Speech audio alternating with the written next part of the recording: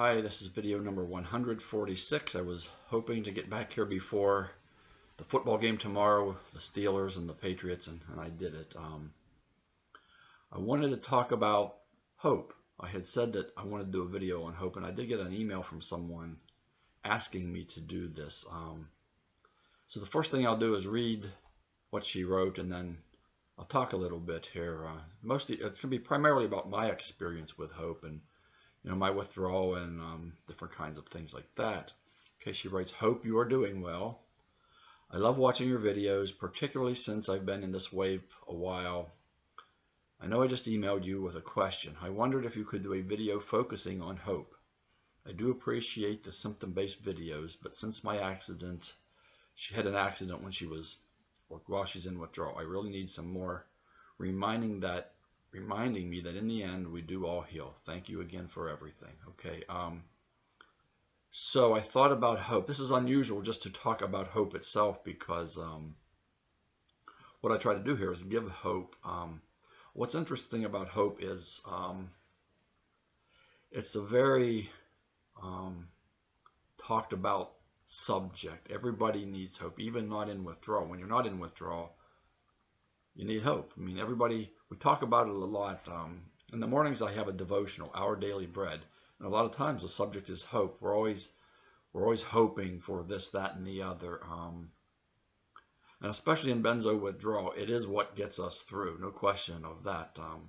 Everybody says that. And what's funny is, well, it's not funny, but it's what I've noticed is on like forums like Benzo Buddies, a lot of the people's names that they use on Benzo Buddies has the word hope in it somewhere. There's dozens and dozens of names like that.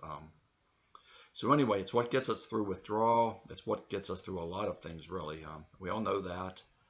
There have been millions of words that have been written, not just by me, written and spoken and so forth, not just by me, but by, when you're talking about withdrawal, lots of words spoken about hope, how to keep hope alive,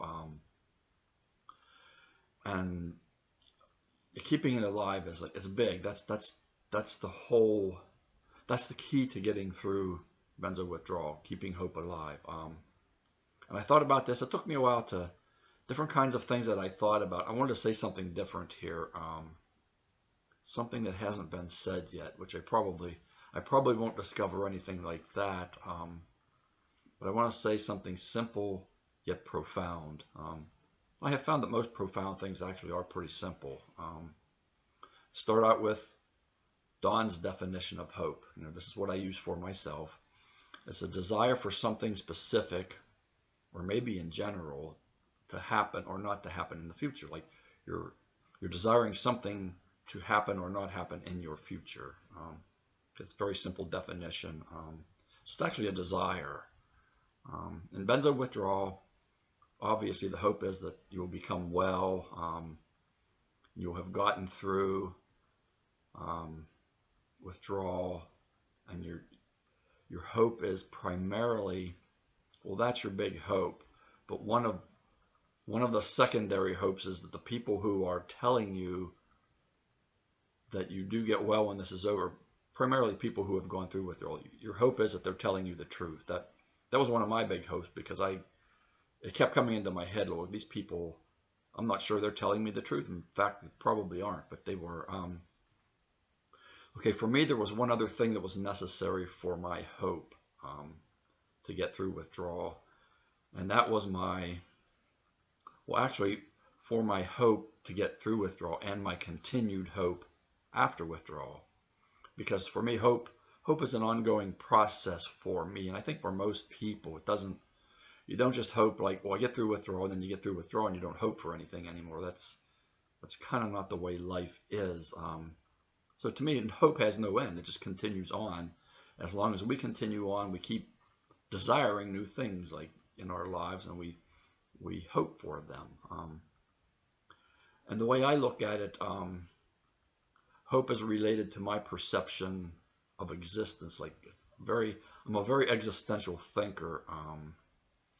In withdrawal, I was a super existential thinker, and a lot of times it was terrifying, because all the intrusive thoughts and the depression and the panic and Some of the existential thinking was really, really bizarre, and it actually made me afraid often. But after I healed from withdrawal, it seemed clear to me that, and I'm going to start out with something a little different here. My life is a path. I call it a path, okay? And the path has been placed before me.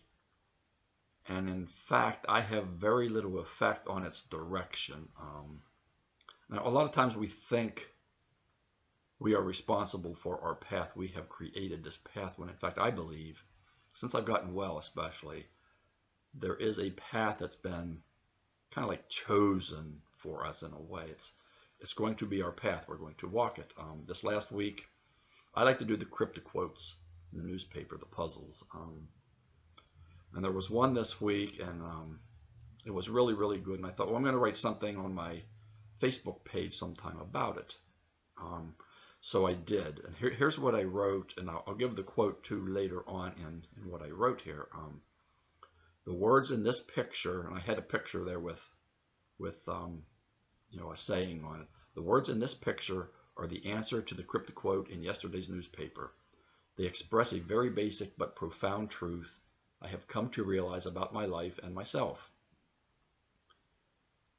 Okay, let me see. In the words of the picture, in the cryptic quote itself, it said the source is obscure. Some people attribute it to Ralph Waldo Emerson. I don't really know, but anyway, here's what the quote is. What lies behind us and what lies before us are tiny matters compared to what lies within us. Okay, that's the quote. Now, I continue to write on my Facebook page a little bit here. For nearly all my life, I had been taught that I am responsible for the path of my life, where I have been, where I am now, and where I will go from here. Since I have gotten well from withdrawal from benzodiazepines, I now believe that the path of my life was set before me long before I could make any choices or even walk the path.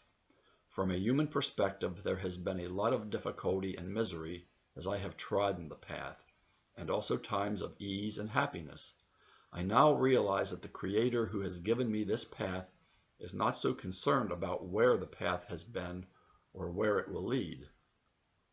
The Creator is vitally concerned about that which is within me as I walk the path. The path itself is neither good nor bad. How I walk that path within my heart is what is either good or bad. Okay. Now, to turn this back over into withdrawal here a little bit. In withdrawal, I was terrified of my path, okay? My past path, where I was currently in my path, and then my future. Okay, I somehow thought, and this is very true of lots of people I have helped, that I was responsible for my path and my suffering, that I thought it's because of my past that I am suffering. I kind of, if I had walked the path in a different way or a different direction, it would be different. And so I could not, when looking at my path, I could see no hope in any part of it. Because my past was horrible, because it led me to this place of suffering. And where I was at the time was not all that great either. It was pure suffering, really. And my past itself was not all that wonderful in and of itself, all by itself. My current situation, my present was horrible. I was suffering terribly. And in my withdrawal, I could see no future except continued suffering. I could see nothing that could possibly be good. And so the way I looked at it while I was in withdrawal, my earthly path was simply one of complete suffering with no apparent hope. There was no hope is not apparent when you're suffering through this, and I'm sure you can attest to that. But while I was in withdrawal, existentially, I knew within myself, like from the quote, in my spirit or soul or whatever you want to call it, that the path continues even after I leave Earth. Even after I depart from this planet, this part of my existence, I still exist. My path still continues to go. This is where my biggest and my strongest hope lay, really, as I was in withdrawal. That with the knowledge that my path will continue after this. This right now, my path right now stinks. It's horrible. I'm suffering worse than I've suffered in my entire life. And I realized that even if this didn't work out here on earth, where I was right now in withdrawal, my path would keep going. It would continue. And this was my bottom line hope, really, that there would be a next good thing apart from this earth, that my path would lead to another good thing. Maybe not on this earth at the time, maybe this wasn't so wonderful and good, but there was this, it was a sureness, like almost a confidence. Yes, my path after this will be better for sure. Spiritually, the suffering didn't matter to me because I knew there was good stuff ahead. And I have to use the word spiritually. I knew within my heart, within my spirit, there is a lot of good stuff ahead of me. I know that. Even though right now this stinks, this is very bad. And in some respect, I looked at it, the suffering doesn't matter. It just does not matter. But in my brain, it mattered. I mean, my nervous system, yeah, I'm in pain. I'm in physical pain, but I'm really in really bad mental and emotional pain. I'm just suffering horribly. I'm so incredibly depressed and having panic attacks, and I have anxiety and fear. While I was in withdrawal, I thought of 2 verses from the book of Job in the Bible. And Job was I don't know if he was an old guy or what, but he went through, when you think of suffering biblically, you think of Job. A lot of bad stuff happened to him. And while he was like in this horrible suffering state, he said a few things, and these are paraphrases from Don because I'm too lazy to go to look it up actually in the Bible. And the first one is, though he, the Creator, slay me, yet will I trust him. Okay. And I look at the word slay more as like, though he not rescue me here and now on earth. Though the Creator does not rescue me now from my suffering right now here on earth, I'm still going to trust him. Okay. That was one verse. And also the verse, for I know at the last day that I will see him, my Creator, with my own eyes and not the eyes of another.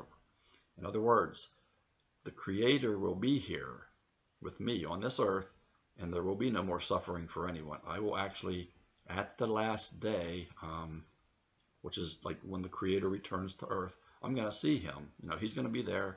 Life's going to be good. He's finally going to like rescue me from this kind of like this body of suffering, even if I'm still in benzo withdrawal. So those were kind of my 2 verses, that I will trust him, and at some point he is going to rescue me, even if it's not while I am here suffering on earth right now. Okay, now I like to put things, I like to make analogies for a lot of things.